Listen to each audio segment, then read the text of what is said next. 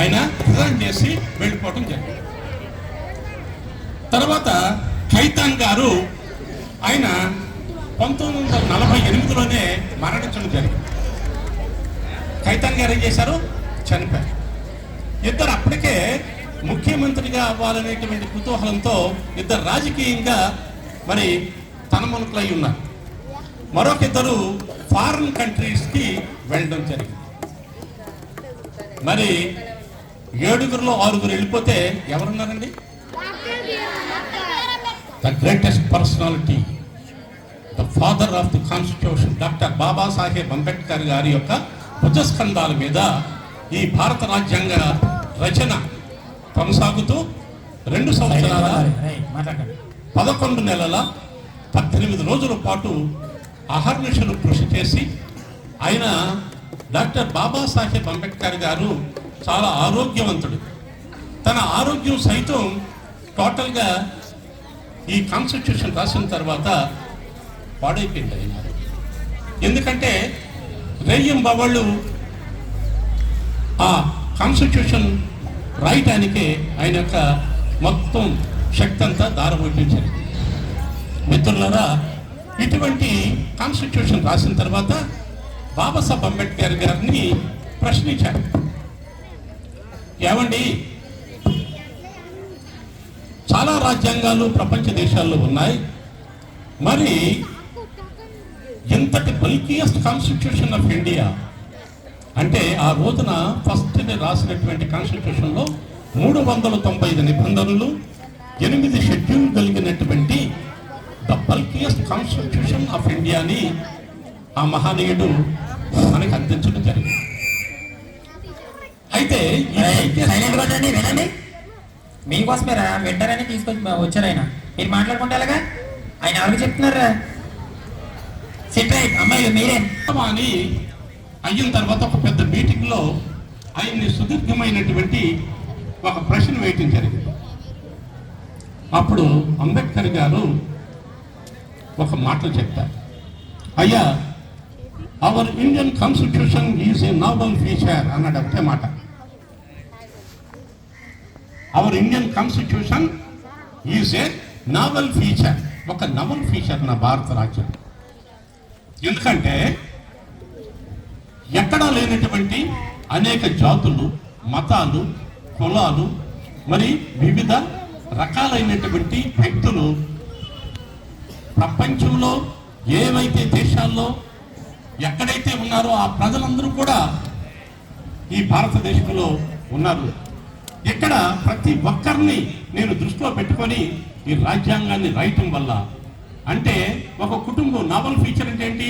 అక్కడ చిన్ని పిల్లవాడు ఉంటాడు, అప్పుడే పుట్టిన పిల్లవాడి దగ్గర నుండి మరి బాలుడు, వాడు పెద్ద యువకుడు, మరి యువకుడు అయిన తర్వాత మళ్ళీ ఇలాగ వృద్ధాప్యం వచ్చే వరకు 100 ఏళ్ల ముసలాడు వరకు ఈ రాజ్యాంగంలో పొందుపరచబడి ఉన్నారు. ప్రతి ఒక్కరి వరకు నువ్వు తెలిసి చూస్తే ఈ భారత రాజ్యాంగంలో పాప నాకు 14 ఏళ్ళు నేనున్నానంటే నువ్వు ఉంటావు అందులో.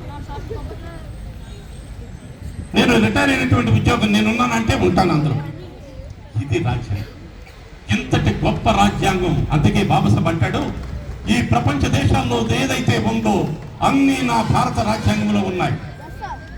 ఈ ప్రపంచ దేశాల్లో ఏదైతే ఉందో అంతా నా రాజ్యాంగంలో ఉన్నది. అదే నా రాజ్యాంగంలో ఉన్నటువంటి గొప్పతనం ప్రపంచ రాజ్యాంగంలో మీకు మచ్చు కూడా కనబడదు. ఇది నా భారతీయత అని సగర్వంగా చాటుకునే గొప్ప దేశభక్తుడు డాక్టర్ బాబాసాహెబ్ అంబేద్కర్. అది ఒక మనిషి అదండి. దేశభక్తి ఎలా ఉండాలంటే అలా ఉండాలి. చాలా మంది పెద్దలు ప్రసంగిస్తూ అంటారు, నేను ముందుగా భారతీయుణ్ణి, తర్వాత నేను ఆంధ్రుణ్ణి, తర్వాత నేను కర్ణాటకకి సంబంధించిన వాడిని, నేను తమిళనాడుకి సంబంధించిన వాడిని, నేను ఫలానా ఫలానా అని ప్రసంగాలు మొదలు పెడతాడు.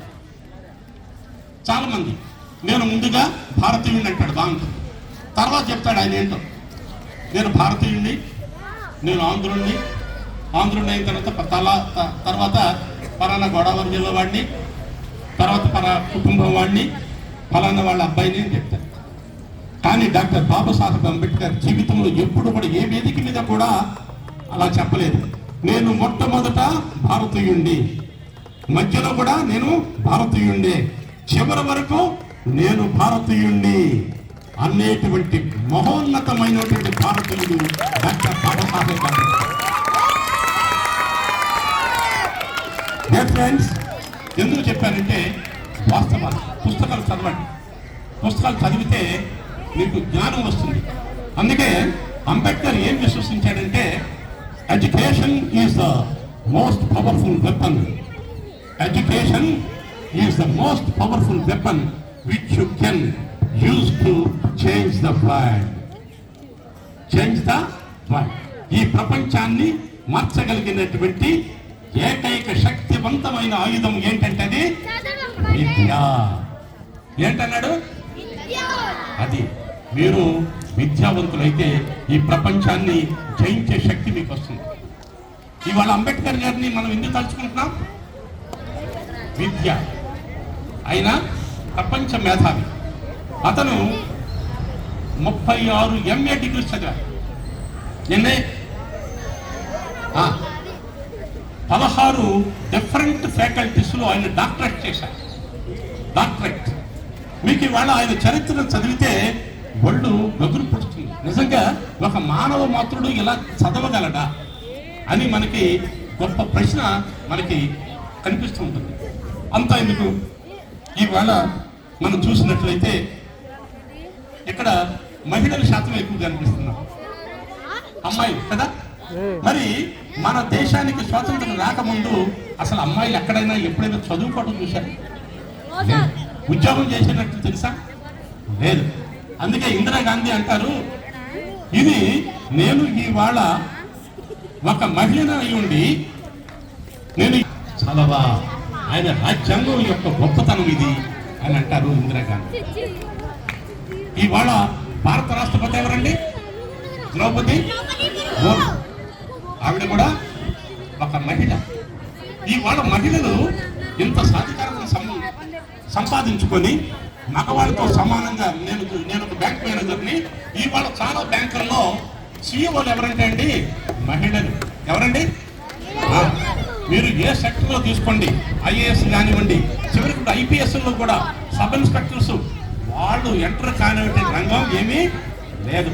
మీ మహిళలు అంత గొప్పవాడు. మీరు తలుచుకుంటే ఏదైనా చేయగలరు, ఏదైనా చేయగలరు. 18 సంవత్సరాల పాప ఎవరెస్ట్ శిఖరాన్ని ఎక్కింది, తెలుసు మీకు?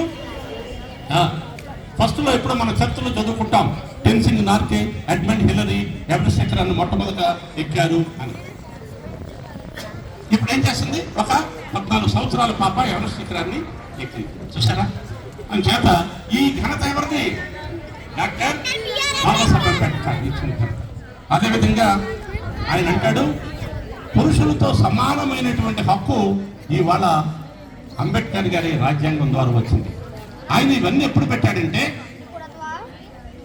ఆయన ఇప్పుడు కాదు ఇది స్టార్ట్ చేసింది. బ్రిటిష్ వారు ఉండేటప్పుడే ఆయన కార్మిక శాఖ మంత్రిగా, అదేవిధంగా విద్యుత్ జలవనరుల శాఖ మంత్రిగా ఆయన ఉండేటప్పుడు ఆ మహానుభావుడు అప్పుడే ఈ చట్టాల మీద దృష్టి సారించాడు. అందుకే ఇవాళ 33% మహిళలకు రిజర్వేషన్ వచ్చిందంటే అది రాజ్యాంగం పుణ్యం. ఆయన హిందూ కోడ్ బిల్లో దీన్ని ప్రస్తావించారు. ఆ హిందూ కోడ్ బిల్లో ఏమన్నారు? ఎవరైతే భర్త చనిపోయి ఉంటాడో మరి ఆ స్త్రీ ఇది వరకు పెళ్లి చేసుకోవడానికి మరి వీలుండేది కాదు. మరి అటువంటి స్త్రీ మళ్ళీ రీమ్యారేజ్ చేసుకోవచ్చు, అది చట్టం చేశారు. అదేవిధంగా ఉద్యోగాల్లో సమానంగా వాళ్ళు ప్రాతినిధ్యం వహించవచ్చు. అదేవిధంగా మరి మన స్త్రీల్లో చూసినట్లయితే స్త్రీల కొరకు సపరేట్గా అంబేద్కరే విశ్వవిద్యాలయాలు స్థాపించారు. ఒకసారి అంబేద్కర్ చప్పట్లు కొట్టండి స్త్రీలంతా.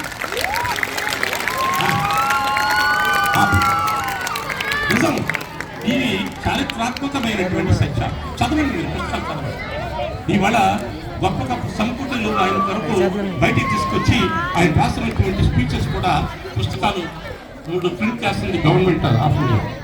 అదేవిధంగా కాన్స్టిట్యూషన్ ద్వారా ఆర్టికల్ 14, 16 ఏం చెప్తుందంటే స్త్రీ పురుషులకు సమానమైన హక్కు. ఒక స్త్రీ ఎక్కువ లేకపోతే పురుషుడు ఎక్కువ, స్త్రీ తక్కువ అనేటువంటి ఎటువంటి డిఫరెన్స్ ఉండడానికి వీల్లేదు. అదేవిధంగా స్త్రీల కొరకు మెటర్నిటీ లీవ్లు, సమానమైనటువంటి వేతనాలు, ఇవన్నీ కూడా ఆయన హిందూ కోడ్ బిల్ ద్వారా పెట్టి తద్వారా ఇవాళ మనకి ఇవన్నీ చట్టాలయ్యి ఇవాళ స్త్రీలు కూడా మగాళ్ళతోటి సమానంగా వాళ్ళు ఎదగబడుతున్నారంటే డాక్టర్ బాబాసాహెబ్ అంబేద్కర్ గొప్ప భారత రాజ్యాంగం గొప్పతనమని మనం చెప్పుకోక తప్పదు. మరి అదేవిధంగా మనం చూసినట్లయితే ఆయన కార్మిక మంత్రి అప్పుడు 1940 ఆ ప్రాంతాల్లో ఆయన చేసినటువంటి ఘనత బ్రిటిష్ వాళ్ళ దగ్గర ఆయన ఉంటూ కార్మికులకి సపరేట్గా ఒక చట్టాన్ని ఆయన ఆనాడే రూపొందించారు. తదుపరి ఏమైందంటే కార్మికులకి 14 గంటలు పనిచేయించినటువంటి కార్మికుల్ని వాళ్ళు 8 గంటలు పని మించి చేయించడానికి వీలు లేదనేటువంటి చట్టం జరిగిందంటే అది అంబేద్కర్. అదేవిధంగా మీరు తనకు పనికి తగినటువంటి ఏదైతే అతను కష్టపడి పని చేస్తున్నాడో ఆ పనికి తగినటువంటి వేతనాన్ని ఇచ్చేటువంటి బాధ్యత ఆ యాజమాన్యానికి ఉందని చెప్పాడు. అదేవిధంగా ఇవాళ కార్మికులు చట్టాలు తీసుకొచ్చి వాళ్ళు సపరేట్ గా వాళ్ళు ఇవాళ పర్వాలేదు మాట్లాడకండి. మనం ఏమనుకుంటామంటే సపరేట్ గా చట్టం తీసుకొచ్చి ఈ వేతనాలు మాకు పెంచాలి అంటే మనకు ప్రైస్ ఇండెక్స్ పెరుగుతుంటుంది అనుకోండి. ప్రైస్ ఇండెక్స్ పెరిగితే వేతనం కూడా పెంచాలి అనేటువంటి హక్కుని ఎవరిచ్చారంటే డాక్టర్ బాబాసాహెబ్ అంబేద్కర్ కార్మిక చట్టాల ద్వారా ఆయన ఇవ్వటం జరిగింది. ఇది చాలా మందికి తెలియని విషయం. కార్మిక చట్టాలు ఎక్కడి నుండి వచ్చింది? అదేవిధంగా ఇవాళ మనం చూసినట్లయితే ఆడకూలి మగ కూలి అని ఇవాళ కూడా కొన్ని డిఫరెన్సెస్ ఉన్నాయి. అది చట్టరీత్యా తప్పు. ఆడవాళ్ళకి 600 అండి, మగాళ్ళకి 400 అండి అంటారు. తప్పది. అలాగిస్తే చట్టం నేరం. ఆవిడ కానీ కోర్టుకు వెళ్తే అలా ఇచ్చిన అతనికి జైలు జీవితం పడుతుంది. మరి ఇటువంటి గొప్ప చట్టాలని డాక్టర్ బాబాసాహెబ్ అంబేద్కర్ గారు తీసుకొచ్చారు. కనీస వేతన చట్టం, అది ఎంత గొప్ప చట్టమో చూడండి. అదేవిధంగా ఇవాళ ట్రేడ్ యూనియన్స్ ఏర్పరచుకోవచ్చు అని చట్టం చేశారు. లేకపోతే ఇవాళ ట్రేడ్ యూనియన్స్ ఉండవు. ఈ ట్రేడ్ యూనియన్స్ ఉండబట్టే వీళ్ళ రిప్రజెంటేషన్స్ వెళ్ళి అక్కడ యాజమాన్యంతో దెబ్బలాడి వాళ్ళ హక్కుల్ని సాధించగలుగుతున్నారు. దీనికి కార్మిక డాక్టర్ బాబాసాహెబ్ అంబేద్కర్ గారి యొక్క పుణ్యం. అది ఆయన వైస్రాయ్ కౌన్సిల్లో 1942 నుండి 1946 వరకు ఉన్నారు. ఆ 4 సంవత్సరాల్లో అద్భుతమైనటువంటి చట్టాలను ఆయన ఆ రోజుల్లోనే ప్రతిపాదించి తీసుకొచ్చాడు. కాబట్టి ఈ వాళ్ళది భారత రాజ్యాంగంలో చోటు చేసుకున్నటువంటి మళ్ళీ ఆయనకి అది రాసేటువంటి అవకాశం కూడా ఆయనకి రావడం వల్ల ఇందులో పొందుపరచడం జరిగింది మిత్రులారా.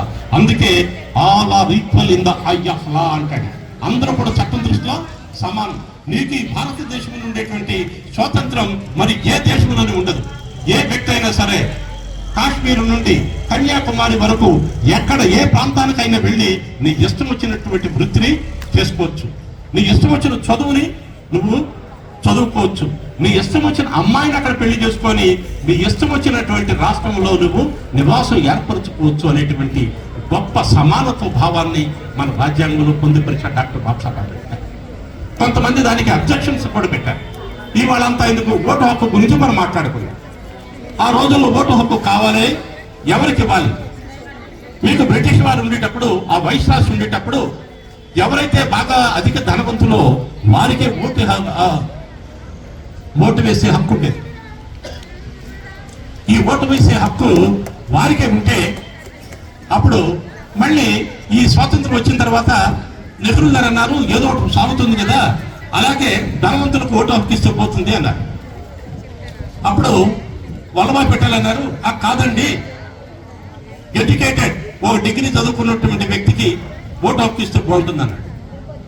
ఇవన్నీ విన్న తర్వాత డాక్టర్ బాబాసాహెబ్ అంబేద్కర్ అప్పుడు ఆలోచించారు, అరే కాదండి, కొన్ని వేలాది సంవత్సరాల నుండి వెనుకబాటుతనానికి గురైనటువంటి కొన్ని sector of people, down trodden people, స్త్రీలు ఇవాళ కూడా గొప్పవాళ్ళు కానీ ధనవంతులు కానీ లేదా డిగ్రీలు చదువుకున్న వాళ్ళు ఒక్కడ కూడా మనకు మచ్చు కనబడరు. అలా ఇచ్చేటప్పుడు ప్రజాస్వామ్యం ఎలా అవుతుంది? అప్పుడు డెమోక్రసీకి అర్థం ఏంటి?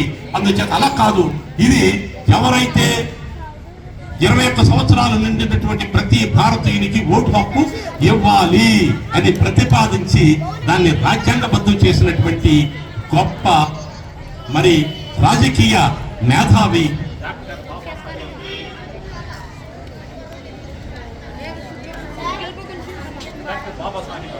మరి అదేవిధంగా స్త్రీల గురించి నేను మాట్లాడుతూ మీకు చిన్నప్పుడు చిన్న పిల్లలతో కూడా కర్మాగారాల్లో బొగ్గు గనుల్లో పనిచేయించేవారు. అది చట్టరీత్యా నేరం. 14 సంవత్సరాల లోపు పిల్లలకి చేత పని చేయించడం తగదు అని ఆయన ప్రాథమిక హక్కుల్లో ఒక హక్కుగా రాసేశారు రాజ్యాంగంలో. అంచేతే చిన్నపిల్లవాడిని పనిలో కూడా ఎవడో పెట్టుకోరు. అది ఎవరిచ్చారు? రాజ్యాంగం. ఏమిచ్చింది? అది రాజ్యాంగం ద్వారా కల్పించబడినటువంటి హక్కు. మిత్రులారా, ఇలాగా మహానుభావుడి గురించి చెప్పుకుంటూ వెళ్తే చాలా మందికి తెలియనటువంటి మరొక కొన్ని విషయాలు ఉన్నాయి. ఆర్థిక శాస్త్రంలో ఆయన ఈ ఆసియా ఖండంలో మొట్టమొదట డాక్టరేట్ పుచ్చుకున్నటువంటి ఏకైక భారతీయుడు డాక్టర్ బాబాసాహెబ్ అంబేద్కర్. ఈ ప్రపంచంలో మరొక వ్యక్తి లేనే లేదు ఆర్థిక శాస్త్రం మొట్టమొదటి డాక్టరేట్ పుచ్చుకున్నాడు. మరి ఆ మహానుభావుడు ఆర్థిక శాస్త్రంలో ఆరితేరినటువంటి వ్యక్తి. అందుకే ఆయన అంటాడు, ఈ దేశ సంపద అంతా కూడా ఈక్వల్ డిస్ట్రిబ్యూషన్ కావాలన్నాడు. ఏమన్నాడు? ఈక్వల్ డిస్ట్రిబ్యూషన్ అంటే ప్రకృతి ప్రసాదితమైనటువంటి ఈ ప్రకృతి ఏమిచ్చింది? భూమి, నీరు, ఆకాశం, గాలి, అడవులు, ఇవన్నీ కూడా ప్రకృతి ప్రసాదితాలు. ఇవి ఈ భారతదేశంలో ఉన్నటువంటి ప్రతి ఒక్కరికి కూడా సమానంగా అందాలి అన్నాడు.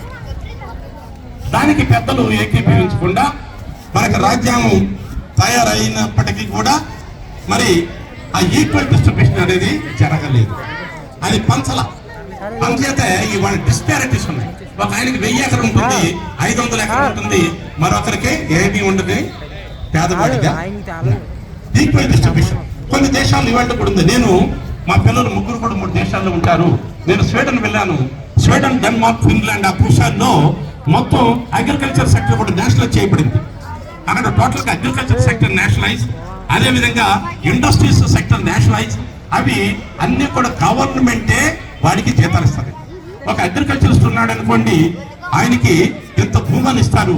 ఆయన ఆ భూమిని సాగు చేయడం వల్ల అందులో వచ్చేదంతా ప్రభుత్వానికి ఇచ్చేయాలి. ఆయనకి నెలవారీ జీతంగా ఇన్ని లక్షల రూపాయలని జీతం ఉంటుంది. ఆయనకి జీతం ఎంత ఉంటుందంటే ఈక్వల్ టు ఒక డాక్టర్కి, ఇంజనీర్కి ఉన్నటువంటి జీతం అక్కడ అగ్రికల్చరిస్ట్ ఉంటుంది. స్టిల్ టుడే మరి అలాగే ఆయన అనేక రాజ్యాంగాలు 62 రాజ్యాంగాలని, ప్రపంచ రాజ్యాంగాల్ని క్షుణ్ణంగా చదివి అక్కడి నుండి తీసుకున్నాడు. తీసుకొని భారతదేశంలో అడాప్ట్ చేయాలని రాజ్యాంగంలో పొందుపరిస్తే మనకి ఇక్కడ మార్చు కూడా ఎవడు కూడా డిస్ట్రిబ్యూషన్ జరిగి లేదు. నిజం చెప్పాలంటే ఆ ఘనత మహా ఘనమైన మహిళ ఇందిరా గాంధీ అది నెరవేర్చింది. కొంతవరకు ఆవిడ ఈక్వల్ డిస్ట్రిబ్యూషన్ కావాలని భూ సంస్కరణ తెచ్చింది ఆ మహాతల్లి. కొంతమందికి, వేలాది మందికి ఆ భూమిని పంచిపెట్టడం జరిగింది. మరి తర్వాత అంత డైనమిక్ గా ఉండేటువంటి మరి గొప్ప వ్యక్తులు రాకపోవడం ఇంకా ఈ డిస్పారిటీకి ఒక కారణం. అదేవిధంగా ఇవాళ ఇండస్ట్రీస్ ఉన్నాయి. ఈ ఇండస్ట్రీస్ లో పనిచేసే వాళ్ళు ఎవరు? వ్యవసాయకంగా పనిచేసే వాళ్ళు ఎవరు? అందరూ భారతీయులు. మరి ఈ భారతీయులకి ఆయనకి కూలి ఇచ్చేసి వదిలేస్తున్నారే, అక్కడ వచ్చే లాభాల్లో ఎందుకు ఇవ్వట్లా అంటే ఇది ప్రభుత్వ పరం కాదు, ప్రైవేట్ పరంగా ఉన్నవి. అంటే ప్రైవేట్ పరంగా ఉన్నవంటే ఆడే భోజనం చేస్తాడు కానీ ప్రక్కడికి పెట్టడు. ఇది ఆ డిస్పారిటీ. అగ్రికల్చర్ సెక్టర్ నేషనల్ చేయకపోవడం జరిగినటువంటి అది మనకి లాస్. అదేవిధంగా బాబాసాహెబ్ అంబేద్కర్ రూపాయి అనే దాని మీద అది ఏమిటి, what is the value of rupee అని ఒక బుక్ ని ఆయన రచించి ఆయన ఏంటంటే డాక్టరేట్ పుచ్చుకోవడం కొరకు లండన్ లో సబ్మిట్ చేశాడు. ఆ పుస్తకాన్ని చేస్తే అందులో రూపీ యొక్క వాల్యూని వివరిస్తూ అక్కడ ప్రతి దేశానికి ఒక రిజర్వ్ బ్యాంక్ ఆఫ్ ఇండియా ఉండాలా. ఆ రిజర్వ్ బ్యాంక్ ఆఫ్ ఇండియా ఏం చేస్తుందంటే సంవిధానం. అక్కడ డాలర్ ఉంటుంది, ఇక్కడ యాన్ ఉంటుంది జపాన్లో, ఇక్కడేమో స్వీడిష్ వేరే ఉంటుంది.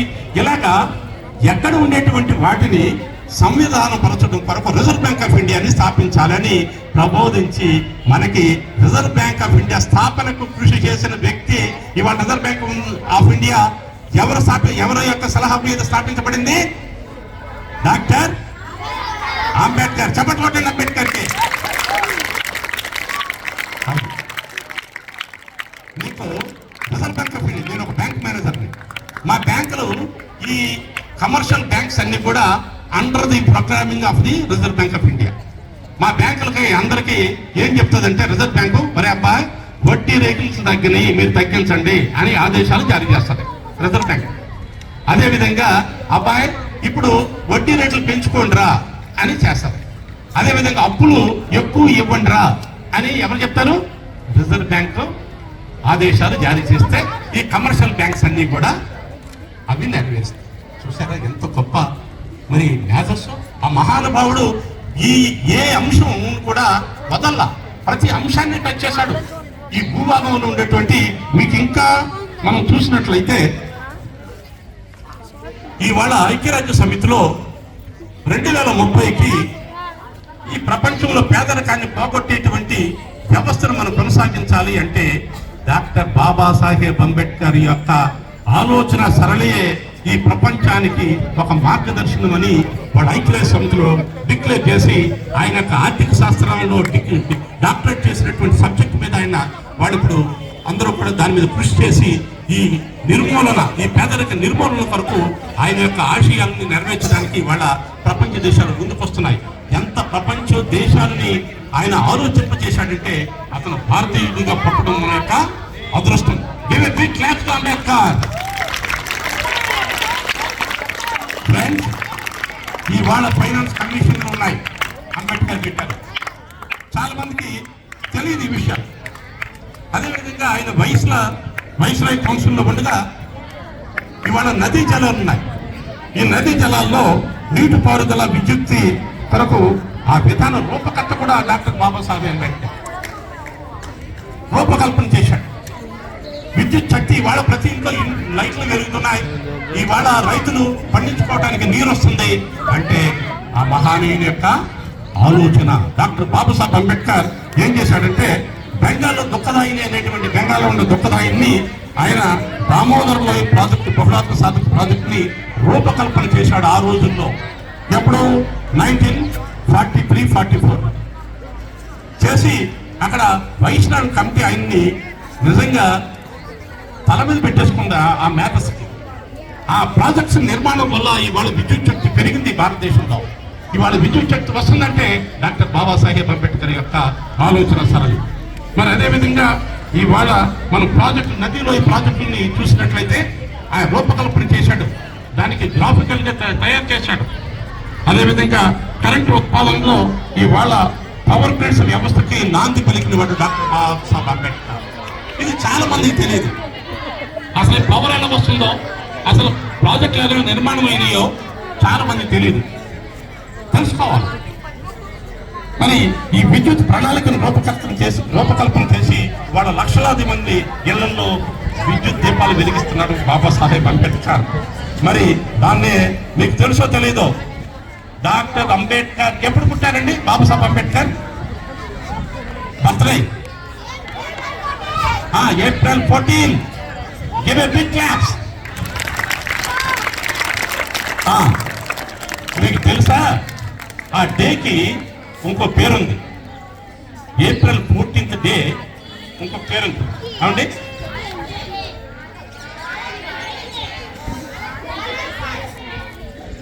వినపండి,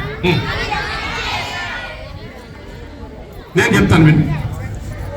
knowledge day, good, very good, means correct. Knowledge day, very good రా, బాగా చెప్తాను. నేను మీకు తెలియని విషయం కూడా చెప్తాను, మీరు పట్టండి, ఇందులో కొత్త వస్తుంది గూగుల్లో. వాటర్ డే ఆఫ్ ఇండియా ఏమన్నాడు? ఆ నీటిని ఇక్కడ మరలించాడు రా, తరలించాడు రా. ఎవరా?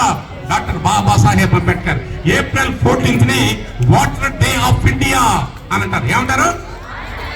Give a big claps. Water Day of India. మీకు నిన్న బిట్ పేపర్లో వచ్చిందా ఇది? నేను సజెస్ట్ చేశాను ఆయనకి రాయమని. మిత్రులారా, ఇలాగా ఆ మహానీయుడు ప్రతి విషయాన్ని టచ్ చేశాడు. మనకి ఏది అవసరమో, ఒక మానవాడికి తను బ్రతకడానికి ఏం కావాలో, ఒక పేదవాడు కానీ, గొప్పవాడు కానీ, సామాన్యుడు కానీ, స్త్రీ కానీ, వికలాంగులు కానీ ప్రతి ఒక్కరిని కూడా రాజ్యాంగంలో చొప్పించాడు. ఇవాళ మీకు రాజ్యాంగంలో లేని ఏది లేదు. Everything is in the constitution of India. Dear friends, మరొక విషయం చెప్పనా, మీకు జాతీయ జెండాను చూస్తారు. ఇక్కడ పెట్టారా? జాతీయ జెండా ఉందా? జాతీయ జెండాలో ఏముంటాయండి? ఎన్ని రంగులు ఉంటాయి? ఆ జాతీయ జెండా రూపకల్పన ఎవరు చేశారు? రైట్, పెంగళ వెంకయ్య మహాశయుడు ఆయన డిజైన్ చేశారు.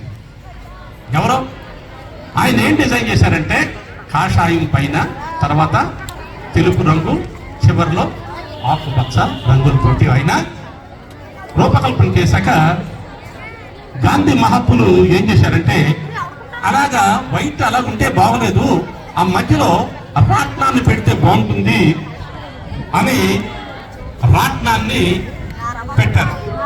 ఆ రాట్నం పెట్టినప్పుడు ఆ జెండా ఎగిరినప్పుడు రాట్నం ఆపోజిట్ డైరెక్షన్ నుండి రాట్నం లాగా కనబడకుండా వేరేగా కనిపిస్తుంది.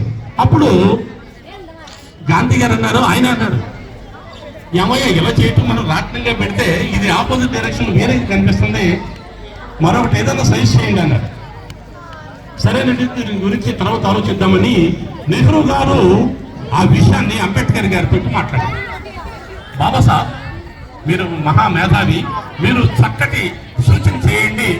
ఈ మరి మన నేషనల్ ఫ్లాగ్ రోజు కొన్ని లక్షలాది కోట్లాది మంది మన భారతీయులు చూసి దాన్ని గర్వించేటట్టుగా డిజైన్ చేయండి అంటే, అప్పుడు డాక్టర్ బాబాసాహెబ్ అంబేద్కర్ గారు అశోక ధర్మ చక్రాన్ని తీసుకొచ్చి మన జాతీయ జెండాలో నిర్మాణం చేశాడు. ఎవరు? Doctor BR Ambedkar. Give a big claps Ambedkar. మిత్రులారా, మీకు తెలియని విషయం చెప్తాను. అసలు అశోక ధర్మ చక్రాన్ని ఎందుకు సైజ్ చేశారు అంటే, మొట్టమొదట ఈ భారత భూమి మీద ఉద్భవించినటువంటి మహోన్నతమైనటువంటి భగవత్ స్వరూపుడు బుద్ధ భగవానుడు పుట్టినటువంటి పుణ్యభూమి ఇది. ఎక్కడ పుట్టాడు బుద్ధుడు? బుద్ధుడు ఎక్కడ పుట్టాడు? భారతదేశంలో పుట్టాడు. ఈ భారతదేశంలో పుట్టినటువంటి బుద్ధుడిని చైనా, మరి జపాన్, వెరీ గుడ్, ఇతర దేశాల్లో మరి లక్షలాది కోట్లాది మంది ఆయన్ని బుద్ధిజంని పాటిస్తూ ముందుకు వెళ్తున్నారు. అది ఏం చెప్పింది బుద్ధిజం? శాంతి, సహనం, దయ, జాలి, కరుణ, ఇవన్నీ కూడా బోధించింది. అది ఏం చేశాడంటే, ఆ బుద్ధుని యొక్క ఆ సూత్రాన్ని కూడా అశోకుడు తీసుకొని ఆయన యొక్క రాజ్యంలో, అప్పుడు ఆ సింహం ఉంటుంది కదా, ఆ దగ్గర పెట్టుకున్నాడు. అది గమనించాడు అంబేద్కర్. ఈ అశోక ధర్మం ఏదైతే ఉంది, ఈ ధర్మం నా భారతదేశంలో నిలబడాలి అని అశోక ధర్మ చక్రాన్ని తీసుకొచ్చి మన జాతీయ జెండాలో పెట్టాడు. జాతీయ జెండాలో పెట్టిన అశోక ధర్మ చక్రంలో ఎన్ని రేఖలు ఉంటాయో తెలుసా? Very good, 24. Give a big claps. మీరు పట్టుకోండి. మిత్రులారా, ఈ 24 కూడా ఏంటంటే బుద్ధుడు బోధించినటువంటి సూక్తులు. మరే నాయనా, ప్రతి గంట ఒక విలువైనది. నీవు ఆ గంటలో శాంతితోటి, సహనంతో, దయ, సౌభ్రాతత్వం, సమానత్వం, ఇవన్నిటితోటి నీవు జీవనం సాగించినాన్నా అని మనకు ప్రబోధిస్తుంది మన జాతీయ జెండా. మరి అంత గొప్ప జెండా కలిగిన మనమందరం కూడా పుణ్యజీవులం, అవునా కదా? మరి మిత్రులారా, ఇంకా చెప్పాలంటే అంబేద్కర్ గారి గురించి, భారత రాజ్యాంగం గురించి ఎంత చెప్పినా ఇంకా తక్కువే. నీవు ఈ భారతదేశంలో పుట్టడం నీ అదృష్టమయ్యా. ఏ దేశంలో కూడా ఇంత స్వేచ్ఛ, సమానత్వం ఎక్కడ నీకు మచ్చుకు కూడా కనబడదు. నేను చాలా దేశాలు తిరిగా. నేను మొత్తం 8 దేశాలు తిరిగాను. 8 దేశాల్లో కూడా నేను స్వీడన్తో పొరపాటున ఆ బార్డర్ లైన్ని, ప్రతి దానికి బార్డర్స్ ఉంటాయి, లైన్స్ వెళ్తుంటుంటే మా అబ్బాయి అన్నాడు, అది చిన్నదనమాట రోడ్డు. అక్కడేమి జనసంచారం లేదు, ఎవరు లేరు. ఈ రోడ్డుకి ఇలా వెళ్ళడానికి నేను ఇలా అడుగు వేయబడి డోంట్ గో అని ఏరా అన్న, అక్కడ జేబ్రా లైన్ లేదు కదా, మీరు ఆ లైన్ ఉంటేనే వెళ్ళాలి, లేకపోతే వెళ్ళకూడదు అన్న. ఏ అంటే అది అక్కడ ప్రతి చోట కెమెరా ఉంటుంది, అది స్విచ్ ఆన్ చేసి ఈ స్పాట్కి వచ్చి ఆయన తీసుకెళ్ళిపోతాడు, జైల్లో పెడతాడు.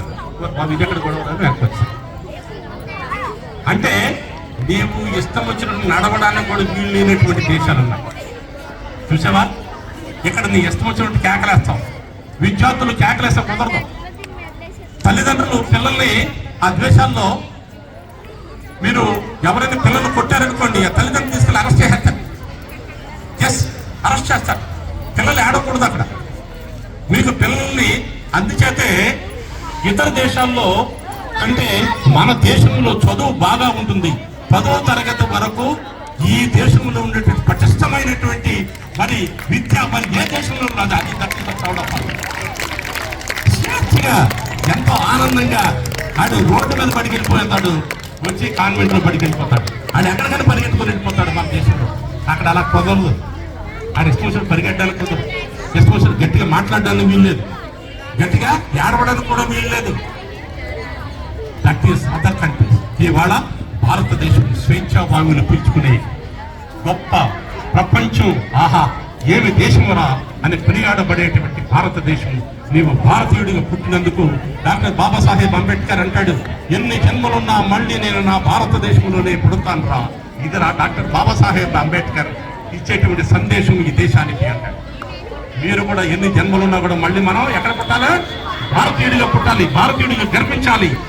గర్విస్తాం కదా. మేరే మన దేశం ఎంత గొప్పదని మీరు గ్రేట్ ఇండియా, గ్రేట్ ఇండియా మరి మనం భారతదేశానికి సాల్యూట్ చేస్తూ నాకు ఈ గొప్ప అవకాశాన్ని ఇచ్చినటువంటి మరి పోస్ట్ బేసిక్ స్కూల్ యాజమాన్యం వారికి, మా మిత్రుడు ముందున శశి గారు నాకు సార్ ఇట్లాగా ఉంటుంది, మీరు తప్పనిసరిగా రావాలి, కార్యక్రమానికి అటెండ్ కావాలి అని నన్ను కోరినప్పుడు పిల్లలకి మంచి మాటలు చెప్పడం కంటే ఆనందం ఏముందండి. నేను కెరీర్ గైడెన్స్ ప్రోగ్రామర్గా నా పని అదే. నేను రిటైర్ అయిన తర్వాత నేను అదే వృత్తిని స్వీకరించుకున్నాను, నా స్వయంగా నేనే పోతుంది. అందుకే ఇందాక ఆయన చెప్పాడు కదా, నేను కెరీర్ గైడెన్స్ ప్రోగ్రామ్స్ నా సొంత డబ్బుల మీద ఇప్పుడు 183 కార్యక్రమాలు రాష్ట్ర వ్యాప్తంగా నా కారు మీద వెళ్ళి పిల్లలకి నేను మీ 10th క్లాస్ స్టూడెంట్స్ కి కాలేజీలకి వెళ్ళి కెరియర్ గైడెన్స్ ప్రోగ్రామ్స్ చెప్తుంటాను. 183 క్లాసులు. ఆ క్లాసులకి మొన్న ఆగస్టు 15, 2024కి ఇండియన్ ఐకాన్ నేషనల్ అవార్డు ఇచ్చింది రాష్ట్ర ప్రభుత్వం వారి 2 మినిస్టర్స్ తోటి నేను ఆ national Indian icon national award తీసుకున్నాను. నేను భారతీయుడిగా గర్విస్తున్నాను. Selfless service. అదేవిధంగా ఇందాక ముఖ్యంగా నేను చాలా ఎక్కడ వేదికల మీద నేను తాడేపల్లి ముసలయ్య గారి అబ్బాయిని ఎప్పుడు